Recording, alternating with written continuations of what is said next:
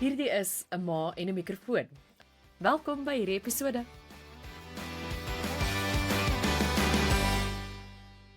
My gas op 'n ma en 'n mikrofoon vandag is Deidre Viljoen, 'n plaasvrou en haar Instagram rekening is juis plaas en vrou.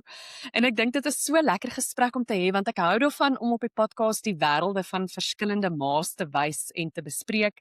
Die wat nou al lank saam luister sal weet ons het al gepraat oor 'n gesin wat oor see was en teruggekom het Suid-Afrika toe en toe die week daarna met 'n gesin wat steeds oor see bly. En vandag is weer so 'n tipe gesprek wat verskillende leefwêrelde van ma's wys en dit laat my so 'n bietjie dink aan daai storie van die plaasmuis en die stadsmuis want vandag is ons 'n plaasma en 'n stadsma wat met mekaar gesels. Deidre Viljoen bly daar in die is dit die Oos-Kaap, Deidre? Ja, Ja, naby die Oos-Kaap. grens van die Vrystaat dink ek, maar ja, julle boer daar in die hartland van Suid-Afrika en ek is hier in die Goudstad in Johannesburg, so ons het werklik twee verskillende wêrelde van ma wees, waar ek met my kinders letterlik oor 'n brug oor die snelweg stap om hulle skool toe te vat oor die N1. Vermoed ek daar's bietjie meer grondpaaie en plaaspaaie by julle.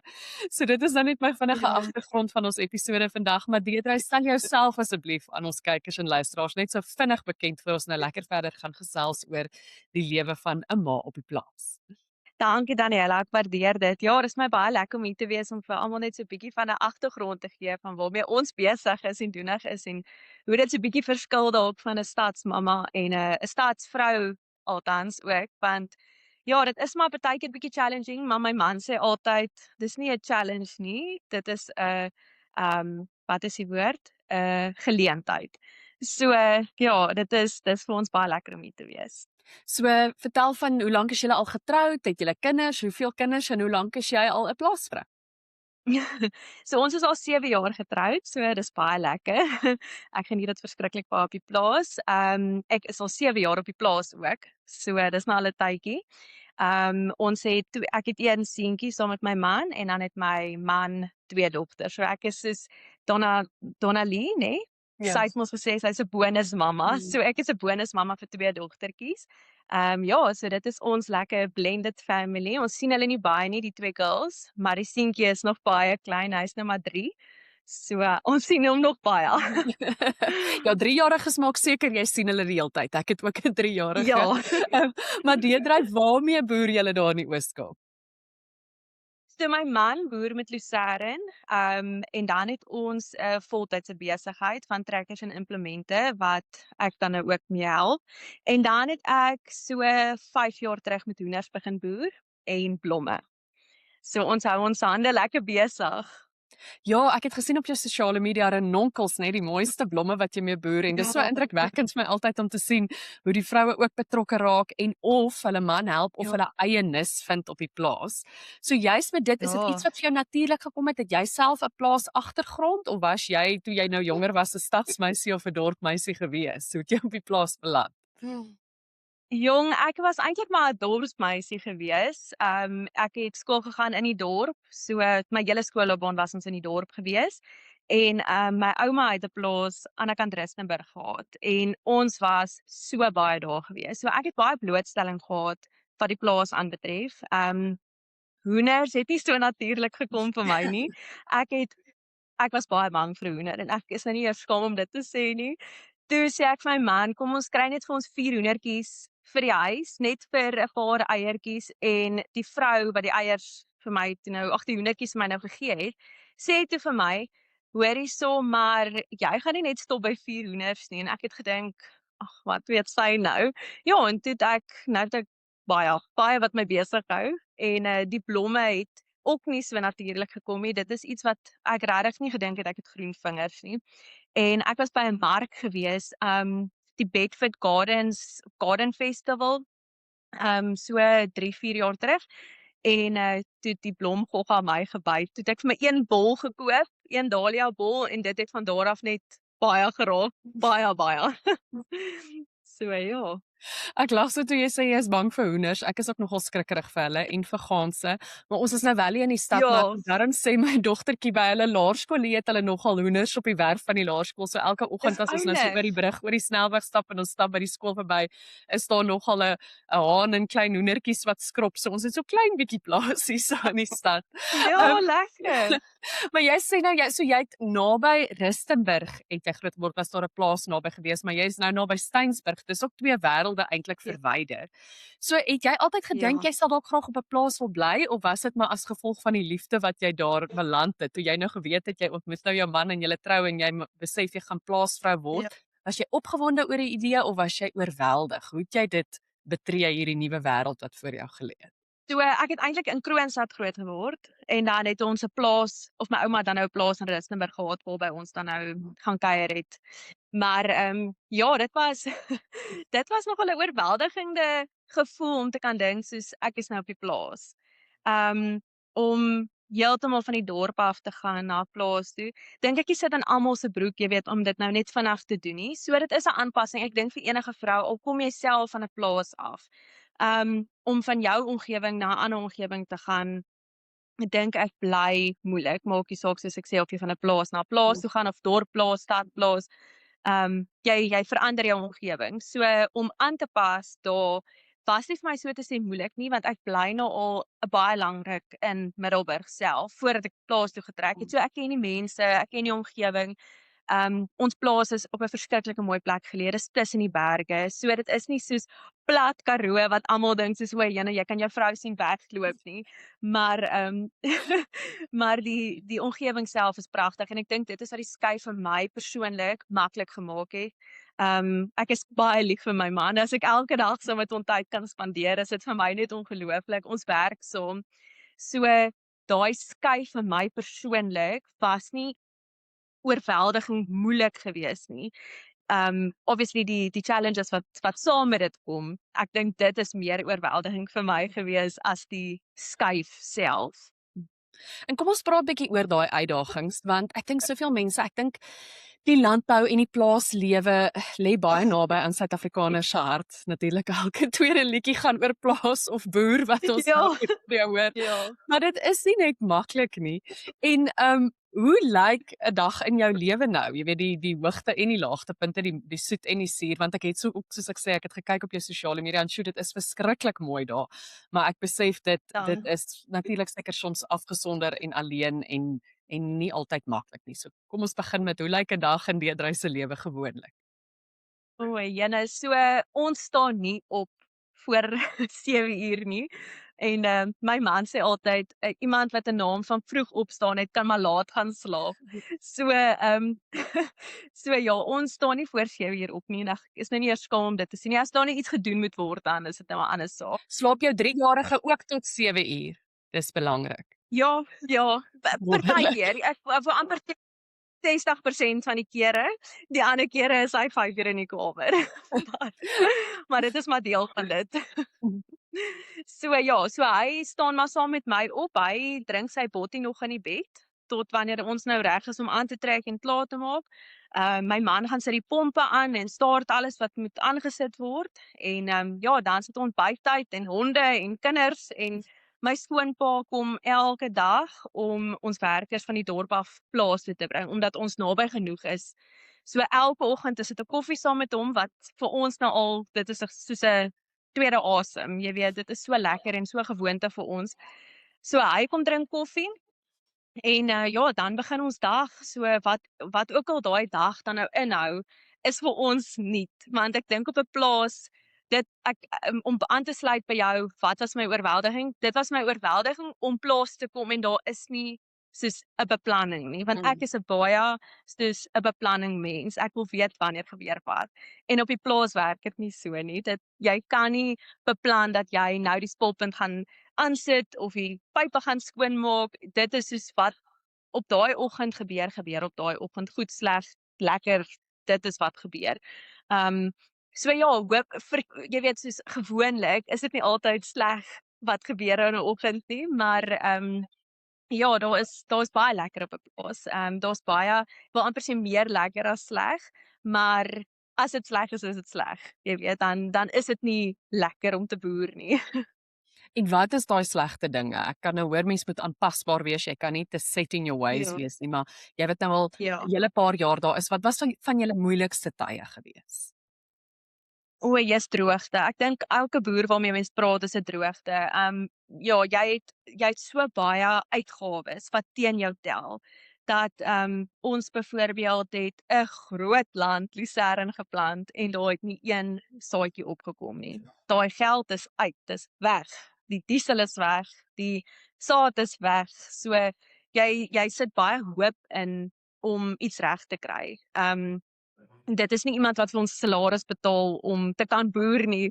Jy moet iets kweek en uit dit uit moet jy kan lewe. En ek dink dit is vir ons, ek wil amper sê vir elke boer, is dit maar die moeilikste om iets in die grond in te kan sit en te hoop, jy weet, jy kry iets daaruit. Ek praat nou spesifiek van ons wat nou plant.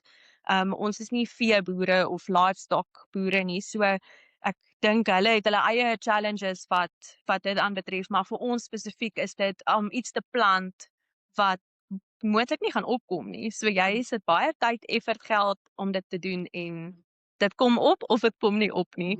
So ek dink dit is amper hierdie laaste 4 jaar het ons groot droogte gehad. Baie min water wat afgekom het wat ons afhanklik van is.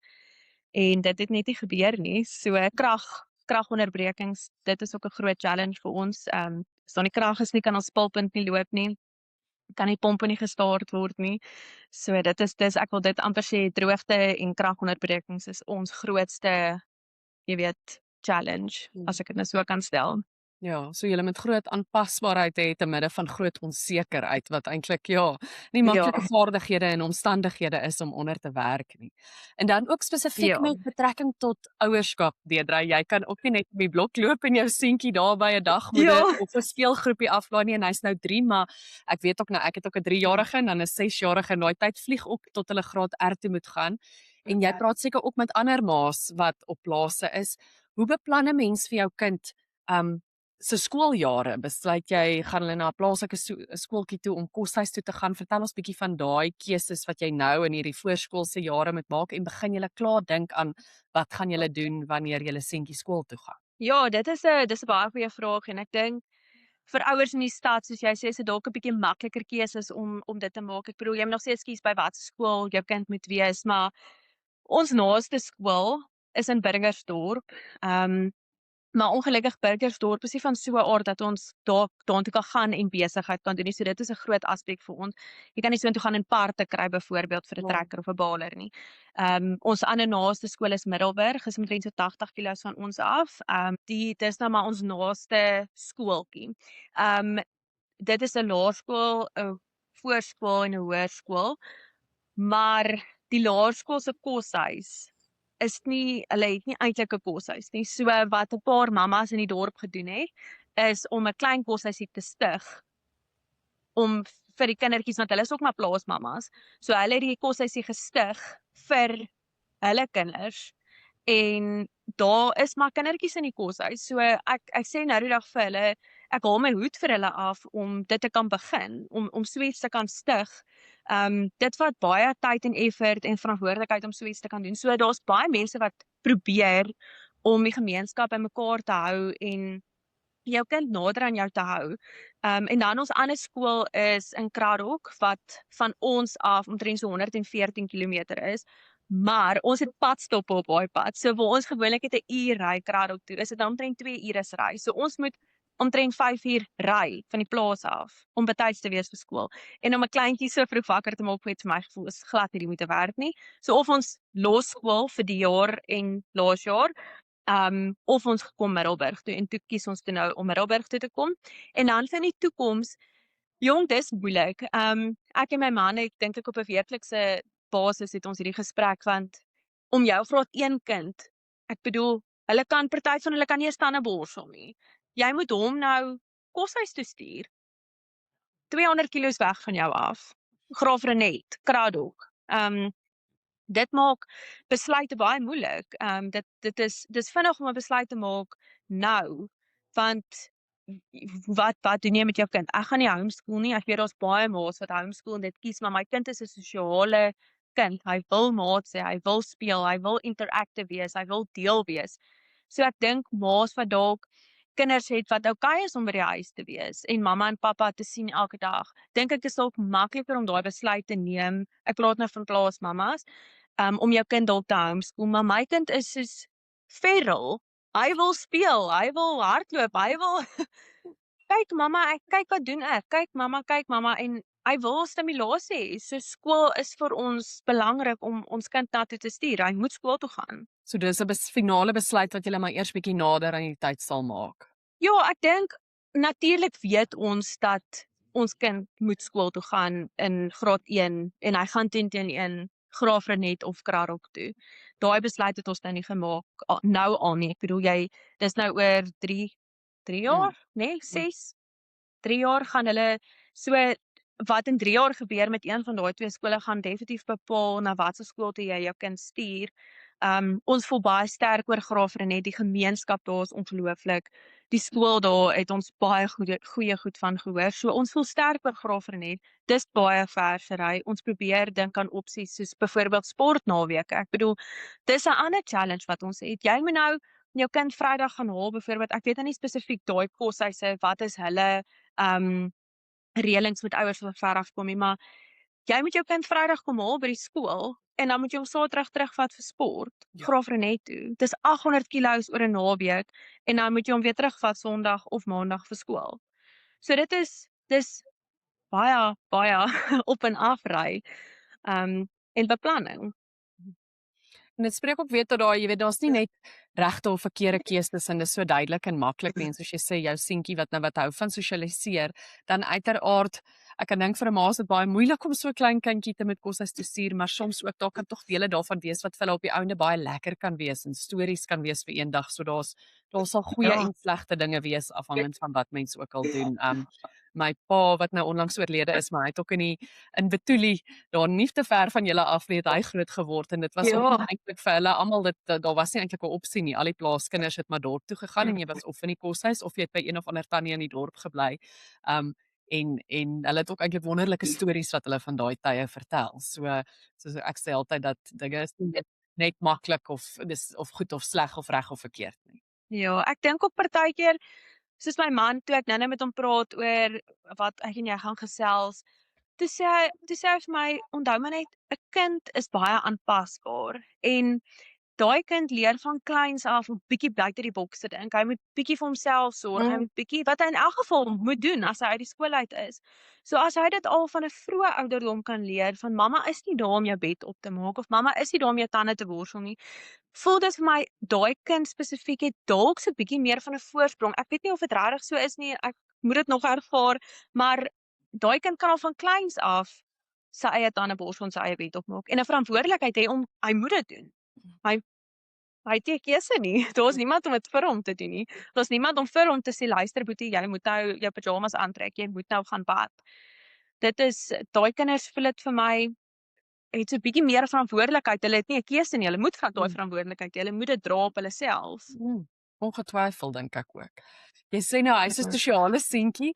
Is jy sosiaal en hoe maak jy as jy vriendinne mis en het julle soos bymekaar kom geleenthede of ek is seker daarom die tyd van die internet en connectedness help daarom, jy weet 20 jaar gelede kon jy nie sommer 'n WhatsApp gestuur het daar op 'n plaas vir 'n vriendin nie. So dit moet seker in 'n mate help.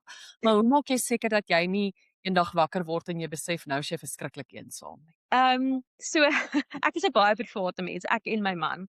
En ons geniet mekaar se geselskap ongelooflik baie. So ek dink dit is vir my die Here se genade wat dit gemaak het want ek persoonlik self het nie noodwendig iemand nodig om my koppie vol te maak nie. Ek geniet dit om tyd met my man en my familie te spandeer. Maar ek het toe ons nou Middelburg toe kom, het ons obviously ek het nie in 'n baie lang tyd nie in Middelburg geoperate nie. Ek het nie mense geken, ek het nie nuwe mense geken of my seentjie se ouderdom se mammas geken nie. So toe ontmoet ek kindertjies wat in my seentjie se klas is se mammas. Dis hoekom die vrouens wat die koshuis gestig het en dit is net ongelooflik om dan te besef, maar jy het eintlik dit nodig. Jy het eintlik daai girl-to-girl gesprek nodig en jou man wil nie altyd luister oor hoe lyk jou naels of kom ek gaan doen my hare nie. So ja, dit is lekker om ook iemand te kan hê en soos ek sê dit ons sien mekaar op 'n weeklikse basis of by die swem en dan gesels ons rond uit 'n bos uit vir 'n uur of by die skool se optel. So daai bietjie interactions wat ek het met daai mammas is vir my baie lekker en nodig, maar as ek sonder dit klaarkom, is dit nie vir my die einde van die wêreld nie, maar soos ek weer gesê het, dit is vir my baie lekker. Ek geniet dit en mens besef eers as jy dit weer gekry het, dat jy eintlik maar dit bietjie gemis het in jou vrou wees lewe, want ek voel daar is maar 'n mate van 'n vrou moet met 'n ander vrou kan gesels wat nie noodwendig haar ma is nie, alhoewel ek en my ma ook elke dag gesels, maar ja, jy het daai ander vriendin ook nodig of vriendinne nodig wat jy mee ietsie kan deel wat jy nou nie noodwendig met jou man wil deel nie. Maar dit is jy en jou man daar op die plaas soos jy sê en dit is so mooi hoe jy praat van hoe julle oor die weg kom. Dink jy dit het redelik verander? Ek dink aan dekades gelede het mense die prentjie gehad van daar was die boer en hy het sy ding gedoen en die plaasvrou en sy het haar ding gedoen en dit was heeltemal geskei. Dit klink asof julle twee baie as 'n span funksioneer en jy ook baie help met die boerdery self. Is dit dink jy algemeen onder jou vriendinne wat ook plaasvroue is dat dit regtig dat moderne plaasvroue baie meer deel is van die plaas en die boerdery self en julle baie meer as 'n eenheid funksioneer.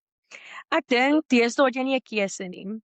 As jy alleen dit wil doen, dan gaan jy nie ver kom nie, maar as jy en jou man of jou vrou saamwerk, kan julle mos nou soveel verder kom en soveel meer bereik. So vir my en my man was dit half 'n non-negotiable geweest. Ons werk saam of ons werk nie saam nie.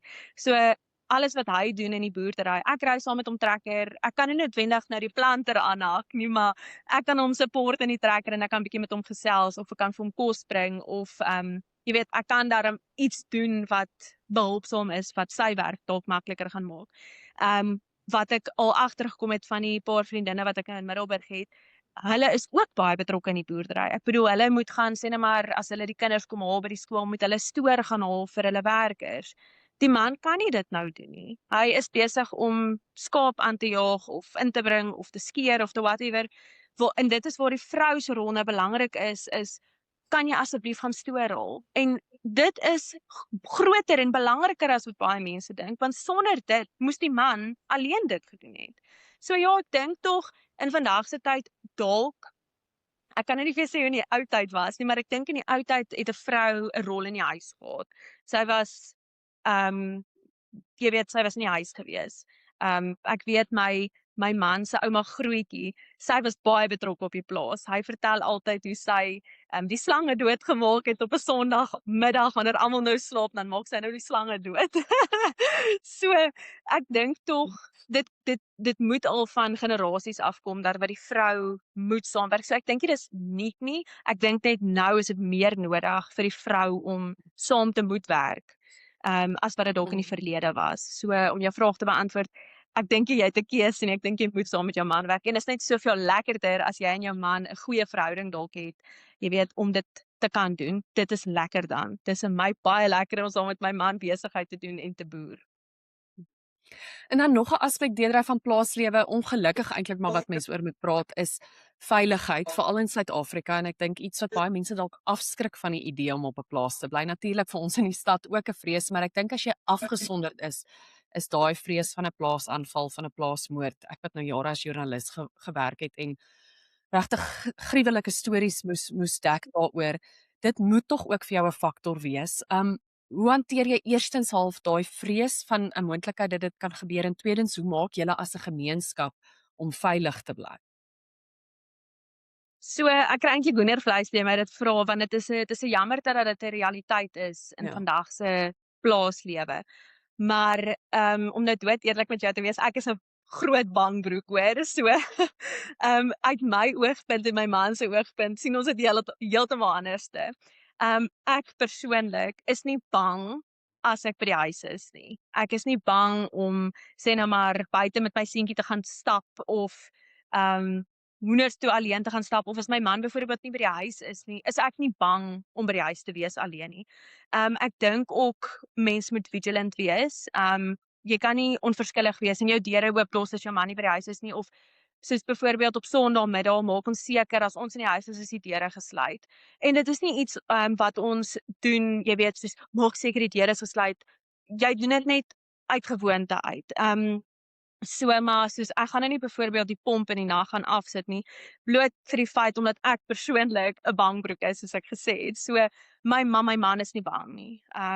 Hy's glad nie bang om hy's banger om in Johannesburg te ry, om dit nou as 'n voorbeeld te gebruik, as om pomp toe te stap in die nag by ons op die plaas. En dan om ons veilig te hou. Ja, dit is maar moeilik. Ek sê weer, ek dink mense moet maar vigilant wees en nie onverskillig wees nie. Moet nou nie jou deure oop los as jy nou by die TV-kamer sit. Sit maar eerder die waier aan of jy weet, ek dink nie jy moet nou ons lewe baie gemaklik. Ja, so ek dink dit is amper half my beste antwoord vir jou rakende dit, want uit my oogpunt, uit my man se oogpunt uit, sê ek weer ek is 'n groot bangbroek en ek hou nie van die donkerte nie, maar dit is wie ek is. Ewen in die dorp was ek bang geweest. Nee, en dis baie van dieselfde goed maar wat ons ook hier beleef, jy weet, as ons binne sit en TV kyk, maak ons seker die veiligheidshekke is gesluit. Ek dink enige Suid-Afrikaner gaan dieselfde tipe van goed sê. Ja. Maar hoe is selfoonsyn by julle op die plaas? Het julle byvoorbeeld 'n netwerk van boere en mense in die gemeenskap wat met mekaar verbind is op tipe van veiligheidsgroepe? Hoe maak julle om half mekaar ook veilig te hou of is julle maar net baie ver afstande van die naaste ander plase en boere af? So ons Wi-Fi sein is baie onvoorspelbaar en ons het geen selfoonsein nie. So ons is baie afhanklik van die Wi-Fi. So as ons Wi-Fi moet afwees, voel dit vir my dit is dan wanneer ek eintlik soos bang is. Nie bangbroek bang nie, soos bang is, want ek weet dan in my kop as daar sou iets gebeur, is daar geen manier. Jy kan nie eers 'n WhatsApp stuur nie. So ek dink vir dit is ek die bangste, maar ons gemeenskap moet ek sê dat ons kan enige tyd as ons Wi-Fi werk, enige tyd vir ons buurman 'n boodskap stuur en hulle is binne 5 minute daar. Ons neighbours is nie so ver van ons af nie. So enige tyd as ons enige van ons bure 'n boodskap stuur of hulle vir ons, is ons daar. Want dit is ons plaas en dan sit 'n buurplaas en dan is my skoonpaale. So daar's net een plaas tussen ons en ons grond word verhuur aan goeie vriende van my skoonpaale. So ek wil sê die vir as daar iets gebeur, is daar definitief iemand wat vir jou sal kan help. En ek dink nou natuurlik ook nie net veiligheidsrisiko's of in terme van misdaad nie, maar seker ook, jy weet, mediese gevalle of jou seentjie wat seer kry of 'n slang wat jy pik. Was daar al ooit in die jare wat jy op die plaas was so tipe iets wat gebeur het wat jy regtig bekommerd was, het iemand al seer gekry of wat jy omdat jy so geïsoleerd was dat dit 'n moeilike situasie was? Ek kan nie sê terwyl ek daar was nie, maar daar was al 'n geval gewees en my skoonpa was geskiet gewees op die plaas langs aan. Maar dit was 'n geval gewees wat baie jare terug gebeur het, tot nooit weer so iets gebeur in ons gemeenskap nie. Met daai geval spesifiek was my man nog op universiteit gewees, so ek weet nie hoe het hulle daai tyd so vinnig hulp gekry nie, maar bygesê ons staatshospitaal in Steynsburg was nog van so 'n aard dat jy soontoe kon gaan. Jy kon soontoe gaan en hulp kry. Waar in ons geval, ek dink nie daar was al ooit jy weet 'n noodgeval wat ons net maar 'n helikopter moes bel en sê luister julle moet nou kom nie, maar ek dink sou daar iets gebeur, is dit maar die pad om te gaan. Ons het almal die noodnommers, gelukkig. Dis op ons eerste as jy nou by jou contacts ingaan, is dit die eerste ding wat jy kan bel. So ek dink daar's definitief, hulle het dit deesdae makliker gemaak, jy weet, om te kan vinnig hulp kry op 'n rural area. Ek hoop dit beantwoord jou vraag. Nee, dankie. En dan dalk iemand wat die luister, hulle is dalk of op 'n plaas, ek sê dis dalk nou nie vir hulle of hulle is al lank daar of hulle weet hulle gaan dalk binnekort trou met 'n boer, hulle gaan plaas toe, iemand wat dalk bietjie onseker is of wat deur 'n moeilike tyd gaan, 'n ander plaasvrou soos jy deurdry, watse woorde van raad of moed inpraat sal jy vir 'n ander plaasvrou gee? So dis snaaks dat jy vir my dit vra, want voordat jy nou vir my gesê het wat jy my gaan vra, wat ons topics oor is, het daar 'n vrou vir my eintlik 'n boodskap gestuur en vir my gesê sy's bang om plaas toe te gaan. Sy kom nie van die plaas af nie, maar sy weet nie wat om te verwag nie en basies wat ek vir haar nou probeer sê is behalwe vir jou omgewing wat het verander, dit is 'n moeilike verandering. Maar 'n baie belangrike ding in die vraag wat jy gevra het is deur. Jy gaan deur dit. So dit raak beter. As jy jou voete gevind het en jou purpose gevind het, dan raak dit beter. My grootste raad aan vrouens is moenie stil sit en niks doen nie. Doen iets wat vir jou lekker is, wat vir jou passievol is. Ek dink ook dis hoekom moeners en tuinmaak my gekweek het om iets te doen, want ek is iemand wat kan stil sit en niks doen nie. Jy's geforseer op die plaas om iets te moet doen. En as jy jou purpose gevind het, soveel beter. Vee die stoep, my skoonma sê altyd, al vee jy net die stoep, al vee jy net die stoep. So doen iets wat vir jou hande besig hou, want ek dink ook as jou hande stil is, dan dink jou kop aan goed wat hulle nie moet dink nie en al die negatiewe goed. So bly positief, kry vir jou 'n purpose, doen iets produktiefs. Dan gaan jou dag ook vinniger verby. Van die dae kan langer raak op die plaas. En dit klink asof jy ook eintlik as gevolg van omdat mens moet en iets 'n vaardigheid of 'n talent nou ontdek het wat jy andersins nooit sou het as jy nie op die plaas was nie. Soos jy sê, jy was bang vir hoenders, nou het jy ontdek jy kan dit doen en blomme en so dit het jou eintlik 'n wonderlike geleentheid gegee wat jy dalk nie andersins sou gehad het nie. Ja, nee, absoluut. Ek dink ook ongemak, as jy in jou gemaksone is, dan is dit mos nou moeiliker om iets te doen wat ongemaklik is. So as jy geforseer word om uit daai comfort zone uit te gaan, dan soveel beter, want dan is dit gewoonlik wanneer goeie goed gekweek word, wanneer iets gebeur wat jy eintlik soos jy nou sê van die hoenders, dis iets wat ek nie noodwendig uit my eie uit sou doen nie, maar omdat ek gevoel het ek moet iets doen, het iets begin wat ek kan nie eers indink. Ek sê vir myself 2019 deedry. Sou nie gedink het waar ek vandag is, wat ek vandag doen nie. Ek sou dit nie kon indink nie. Jy het vroeër genoem van jou ma en die raad wat sy vir jou gee en laat julle gereeld praat. So vertel my van jou ma en wat het jy by haar geleer en dalk veral wat jy nou op jou plaasvrou lewe kan toepas teenoor. Ja, ek dink my ma, sorry, raak ek so 'n bietjie emosioneel. Dit gebeur gereeld. Ek oomblik as ek hierdie vraag vra, so dit okay. Sorry. My ma en my skoonma speel 'n baie groot rol in my lewe. Sorry. Ja, my ma is 'n baie sterk vrou en ek en sy praat elke dag. Ons het deur 'n groot dip gegaan in my lewe en toe ek eers besef dat jy weet deur wat sy gegaan het, sy het kanker gehad en sy het geskei op daai stadium. So obviously baie goed wat na haar kant toe gekom het wat nie lekker was nie. En so ook met my pa. Ek bedoel my pa speel net so groot rol in my lewe, maar ek praat nou spesifiek vir my ma wat jy weet sy het deur baie gegaan in haar lewe en nog steeds kan sy my bel en sy kan my gesels en sy kan positief wees en ek kan met haar oor enigiets praat. En dan my skoonma, ek sien haar elke dag. Ek bedoel, as jy 'n goeie verhouding met jou skoonma het, is dit net ongelooflik. Jy kan so dankbaar wees vir 'n goeie verhouding met jou skoonma, veral as jy op 'n plaas bly, want gewoonlik werk dit mos sodat jy na jou man toe trek. En dan is jou skoonmense of daar of baie naby. En so my skoonma is net soos hierdie sterk, positief, super positiewe vrou en ek dink dit motiveer my ook om positief te wees en jy weet aan goed bietjie anders te dink.